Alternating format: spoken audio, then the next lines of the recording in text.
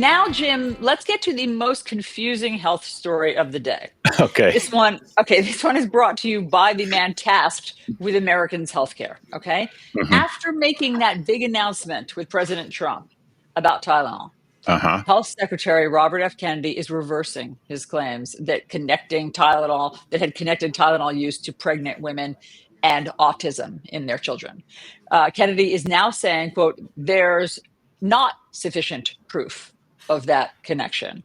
His comments a month ago caused a major headache, you'll remember, for the maker of Tylenol and for patients and for doctors around the country who had to come out and defend the use of Tylenol during pregnancy. Texas, by the way, even suing the maker of Tylenol over that alleged link between autism and Tylenol. So the FDA is now reviewing studies, they say, that show mixed results about acetaminophen and neurodevelopmental risks. So, in other words, jury's out, they're Hmm. reviewing studies. And even though he walked back his claims, Secretary Kennedy is still urging caution about using Tylenol during pregnancy. So the confusion continues, I would say, Jim. Well, and you'll recall us in big news conference podium, President Trump there saying Tylenol bad, don't use it.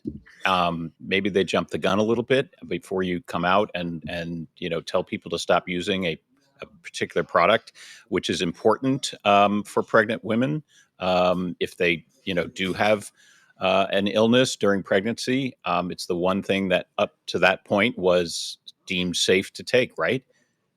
Yeah, and I To think battle that it's fever, that always kind a of thing. good, absolutely. And Yeah. by the way, fever is also dangerous for your Hmm. fetus. So it's not as though not taking Tylenol that you're completely in the clear. If you have a fever, you need to, with your doctor, figure out which one carries more risk, which one carries less risk, treating your fever or not treating your fever. And so I think that it's generally a good rule of thumb to wait for research.